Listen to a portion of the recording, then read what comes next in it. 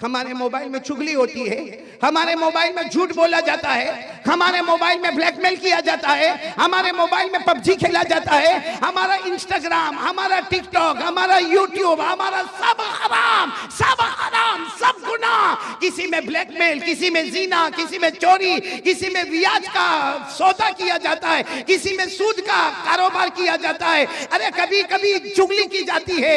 और माफ करना मेरे प्यारो, इसी मोबाइल की वजह से बीवी भी नाराज होती है, बच्चों की तरबियत भी गलत होती है, माँ भी नाराज होती है, अब्बा भी नाराज होता है, एपिसोड पर एपिसोड देखा जाता है, गंदी गंदी फिल्में देखी जाती है, आखिरी दर्जे का गुनाह किया जाता है। अल्लाह सबसे पहला काम हमें यही है, यकीन बना लो, करने धरने वाला कौन?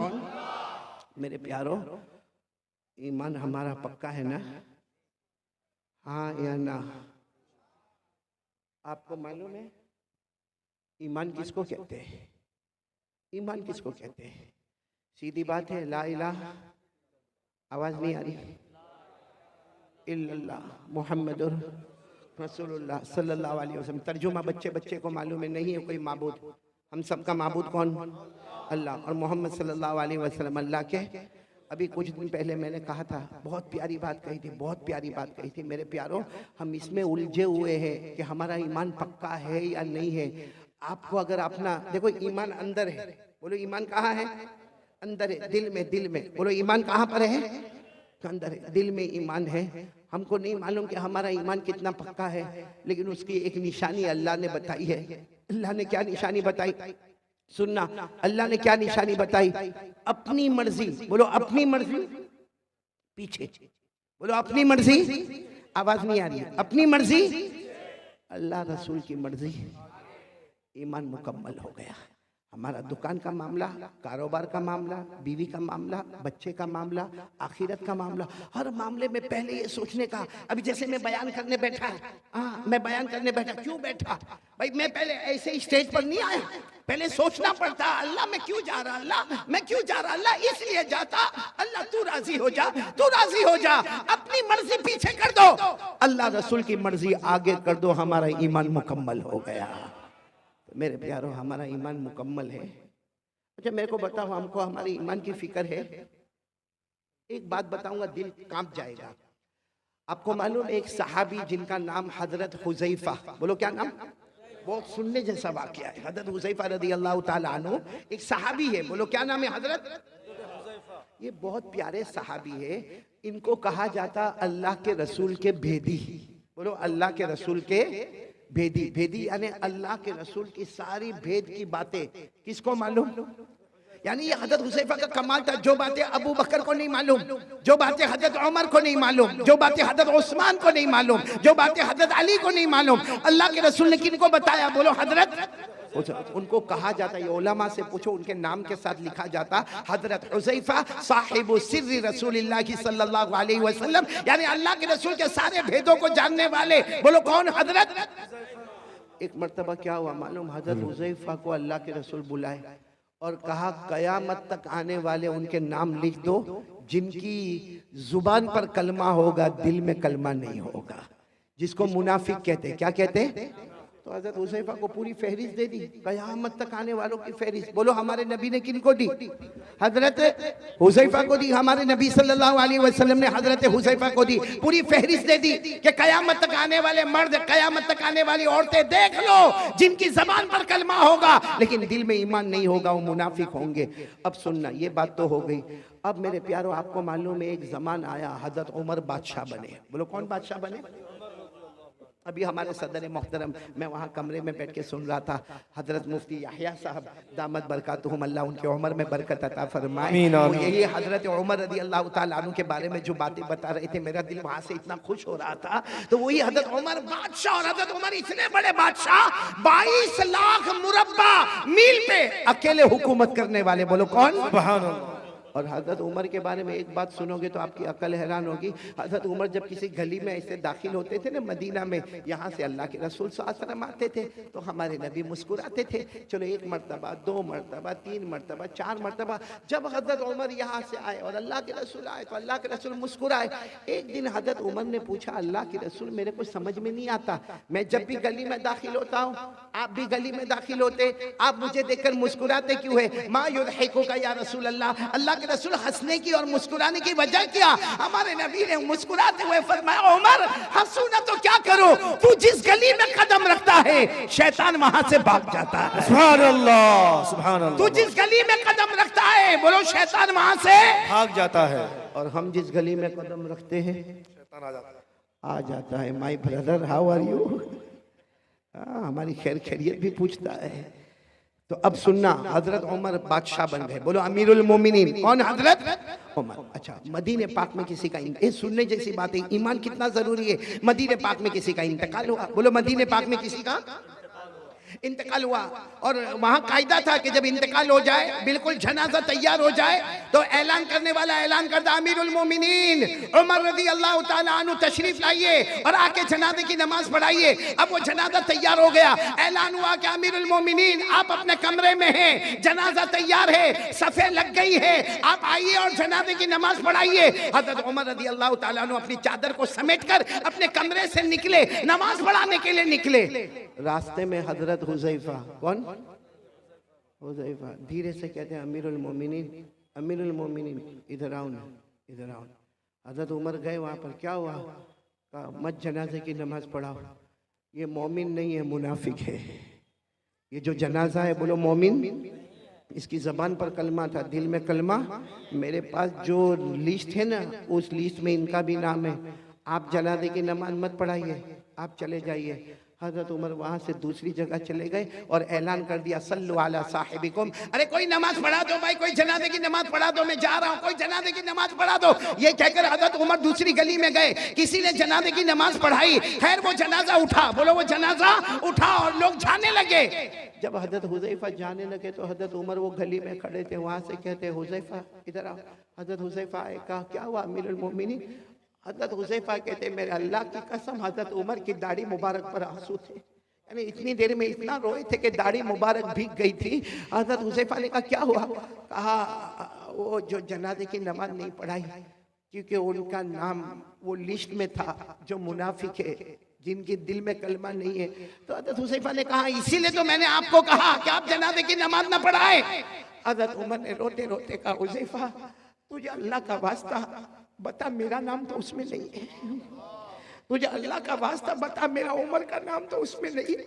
कहीं मैं मुनाफिक तो नहीं हूँ, मेरी जबान पर कलमा है लेकिन मेरे दिल में कलमा अल्लाह ने छीन लिया है। हुज़ैफा बता दे। हुज़ैफा ने कहा नहीं नहीं, कहा नहीं, तू एक बार मुझे बता दे। हज़रत हुज़ैफा ने आखिर में कहा, अल्लाह का वास्ता, अल्लाह की कसम, अमीरुल मोमिनीन उमर आपका नाम नहीं है। लेकिन हजरत हुज़ैफा कहते, हजरत उमर वहीं घंटे खड़े रह के रोते गए और रोते रोते अपने घर गए। पता चला कि रात को खाना नहीं खाए, पूरी रात अल्लाह के सामने रोते रहे, अल्लाह मेरा ईमान बचा लेना, अल्लाह मेरा ईमान बचा लेना, अल्लाह मेरा ईमान बचा लेना। वो अमीरुल मोमिनीन हजरत उमर, वो अपने ईमान की फिक्र करे, जिनके बारे में हमारे नबी ने फरमाया था, वो 10 सहाबा जिनको जन्नत की बशारत दी, उनमें कहा था, उमर अंत फिल जन्ना, उमर तुम जन्नत में होंगे। वो उमर को तो अपने ईमान की फिक्र है। और मेरे भगवानपुर वालों, हम गुनाह पे गुनाह करें, हमारा ईमान कैसा होगा? और सबसे बड़ा गुनाह हमारा मोबाइल। ये क्या है? ये चारों तरफ क्या है? क्या है ये मोबाइल? गुनाह नहीं तो क्या है?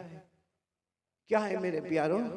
चलो ये ठीक है, ये इस्लामिक है, ये बयान है, ये जायज है, लेकिन यही मोबाइल जब अकेले हमारे हाथ में होता है तो क्या बयान सुना जाता है? रात के 1 बजे क्या हमें कोई नज़म सुनना है? हम हमारे बेटे फिरदौस कमर की नज़म और नात को सुनते रात को 1 बजे। रात को 1 बजे कारी अहमद अली का बयान सुना जाता है। ठीक है, यहाँ इस वक्त ये मोबाइल जायज है, हलाल है, बिल्कुल सही है, सवाब है, लेकिन रात के 1 बजे जब वो नंगी औरत को मोबाइल में दिखाया जाता है, पीछे गाना बजता है, और हम हमारे दोस्त को कहते हैं मेरे पास बहुत अच्छी क्लिप आई है, तुझे भी भेजता हूँ। हमारे मोबाइल में जब जीना होता है, हमारे मोबाइल में चोरी होती है, हमारे मोबाइल में चुगली होती है, हमारे मोबाइल में झूठ बोला जाता है, हमारे मोबाइल में ब्लैकमेल किया जाता है, हमारे मोबाइल में पबजी खेला जाता है, हमारा इंस्टाग्राम, हमारा टिकटॉक, हमारा यूट्यूब, हमारा सब हराम, सब गुनाह। किसी में ब्लैकमेल, किसी में जीना, किसी में चोरी, किसी में ब्याज का सौदा किया जाता है, किसी में सूद का कारोबार किया जाता है, अरे कभी कभी चुगली की जाती है। और माफ करना मेरे प्यारों, इसी मोबाइल की वजह से बीवी भी नाराज होती है, बच्चों की तरबियत भी गलत होती है, माँ भी नाराज होती है, अब्बा भी नाराज होता है, एपिसोड पर एपिसोड देखा जाता है, गंदी गंदी फिल्में देखी जाती है, आखिरी दर्जे का गुनाह किया जाता है। मेरे भगवानपुर वालों, अल्लाह की कसम, हमारे घर में अगर तलाक होती है तो उसकी वजह भी मोबाइल होता है।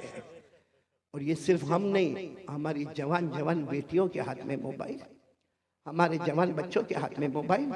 अब बाप के अंदर हिम्मत नहीं, यहाँ बहुत सारे बैठे होंगे जो बाहर बहुत होशियारी करते होंगे, उसको कहो किसी इमाम साहब को डांटना है, जाके बंगाली जबान में डांट के आएगा। उसको कहो किसी आसान वाले को डांटना है, डांट के आएगा। अरे कह दो उसको ये जलसे वाले को डांटना है तो डांट के आएगा। मगर तेरा बेटा तेरे सामने हराम काम मोबाइल पर करता है, तेरी जवान बेटी रात को मोबाइल पर हराम काम करती है, क्यों तू रोक नहीं सकता? क्यों नहीं रोक सकता? इसलिए कि जब बाप खुद ऐसा करता है तो बेटे को क्या रोकेगा? जब बाप खुद मोबाइल पर, बीवी बेचारी इंतजार कर रही है कि मेरा शोहर काम से आएगा, वो बेचारी पूरा दिन कपड़े धोने का काम, बर्तन मांजने का काम, बच्चों को स्कूल भेजने का काम, बच्चों को मदरसे भेजने का काम। अब शोहर आया इसलिए हड़बड़ाहट बताएगा, थकाया है, हाथ मुंह धोएगा, खाना खाएगा। बीवी उधर चेहरा रखी और ये अपने मोबाइल पर बिजी है, रात को 1-1, 2-2, 2:30 बजे तक मोबाइल पर। और फिर कहता है मेरी तबीयत बहुत थकी हुई है। ये थकावट दूर की जा रही है कि थकावट बढ़ाई जा रही है? Waste of time, waste of money और वेस्ट ऑफ एनर्जी, ये है हमारा मोबाइल का खुलासा। टाइम भी बर्बाद, पैसा भी बर्बाद और हमारी ताकत भी बर्बाद। ये मोबाइल के आने के बाद बेटे फिरदौस, मैं कसम खाकर कहूंगा हमारे भगवानपुर के जवानों, जवानी में कदम रखने से पहले बुढ़ापा हमारे पास आ गया है। अभी हमने जवानी में कदम नहीं रखा है। और अगर कोई मुझे पूछे असल जवानी की उम्र कौन सी है, हाफिज इब्ने हजर अस्कलानी रहमतुल्लाह अलैह जो बुखारी शरीफ की गाइड लिखते हैं, वो लिखते हैं कि जन्नत में सबकी उम्र होगी 32। कितनी होगी? 32। इसका मतलब असल जवानी शुरू होती है 32 से 40। बोलो 32 से 40। या तो 22 में कमर दुखती है, पाँव दुखते हैं, लड़खड़ाते हुए चलता है। क्यों? क्योंकि गुनाह करके। मेरे प्यारों एक बात बताओ, आप नाराज तो नहीं ना? सुनेंगे ना मेरी बात? हम गुनाह करते हैं, सच बताना, हम गुनाह करते हैं। कभी हमने ये सोचा कि अल्लाह ने जहन्नम भी बनाई है? सोचा हमने कभी?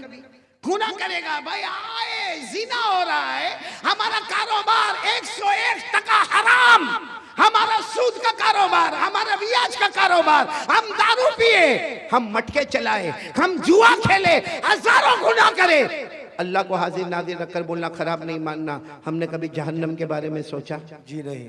बोलो सोचा? कभी ये सोचा कि अल्लाह मैं ये गुनाह करने जा रहा हूँ, अल्लाह मैं ये कारोबार करूंगा, लेकिन अल्लाह इसमें ब्याज है, अल्लाह इसमें सूद है, अल्लाह इसमें रिबा है, अल्लाह इसमें बहुत बड़ा गुनाह है, सूद है, सूदी कारोबार है, अल्लाह जहन्नम में क्या होगा? कभी नहीं सोचा। बस आने दो, पेट में आने दो, हलाल है तो भी आने दो, हराम है तो भी आने दो। दारू भी पीता गया, मटका भी खेलता गया, जुआ भी खेलता गया, मेरे दोस्तों अय्याशी करता गया।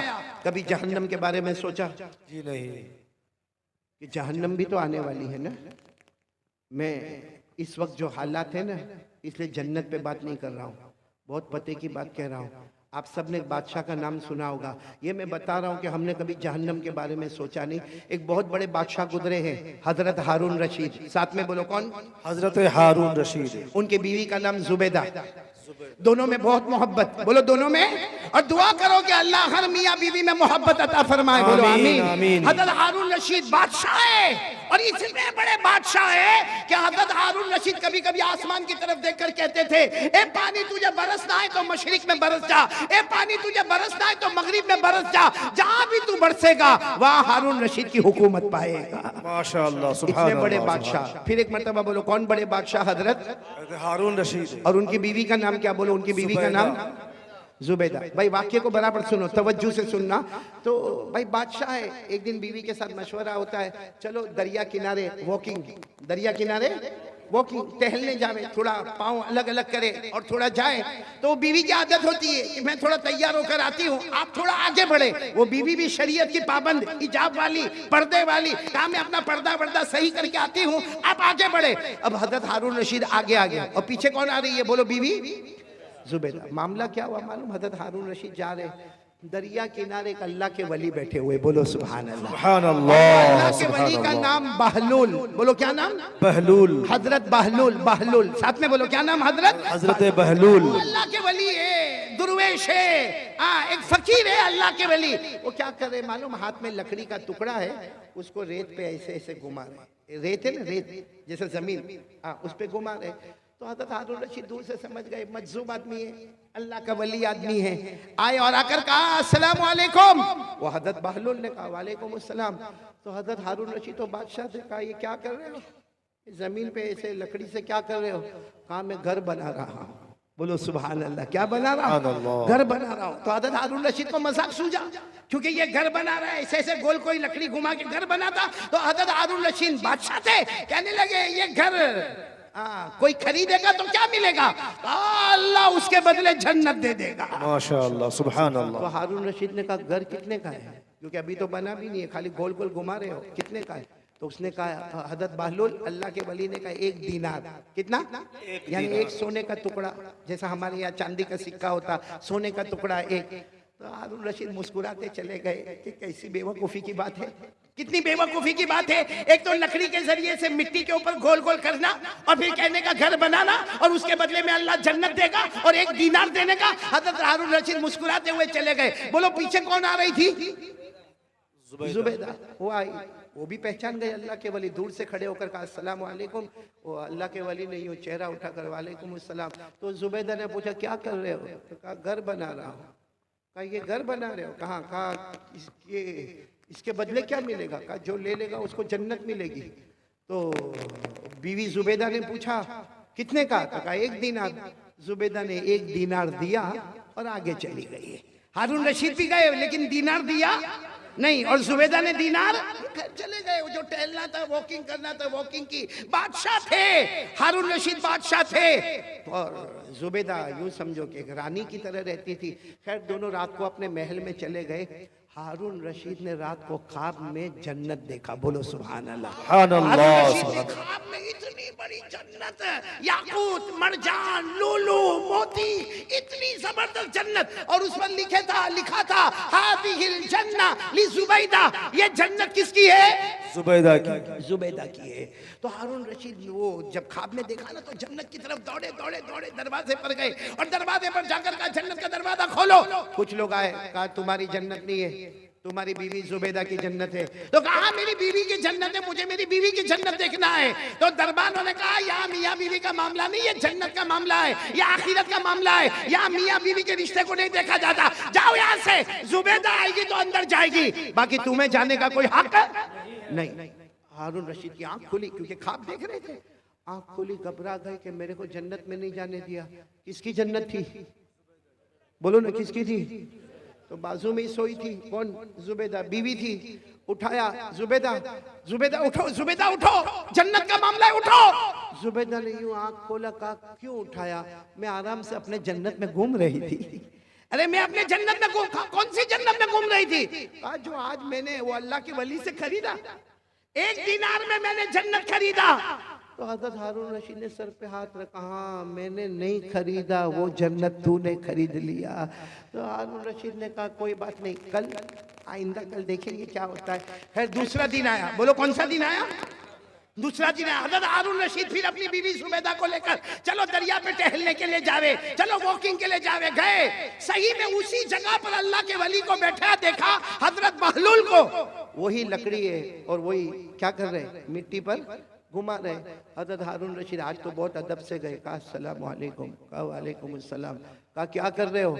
वो हजरत बहलूल ने कहा घर बना रहा हूँ। कहा क्या होगा? कहा जो खरीदेगा अल्लाह उसको जन्नत देगा, जो खरीदेगा अल्लाह उसको जन्नत देगा। तो हारून रशीद खुश हो गए कि चलो आज भी मामला हल हो जाएगा। कहा इसकी कीमत क्या है? कहा तुम्हारी पूरी बादशाहत, जितनी तुम्हारी बादशाहत है, मशरिक में, मगरिब में, शमाल में, जन्नू में, जहां जहां तुम्हारी हुकूमत है, सब हुकूमत मुझे दे दो, ये जन्नत मिलेगी। तो हारून रशीद को ऐसी बादशाह थोड़ी दे दे। हारून रशीद गुस्से हुए और गुस्से होकर कहा कल तो इसकी कीमत 1 दीनार थी भाई, कल यस्टरडे इसकी कीमत 1 दीनार, आज पूरी बादशाह।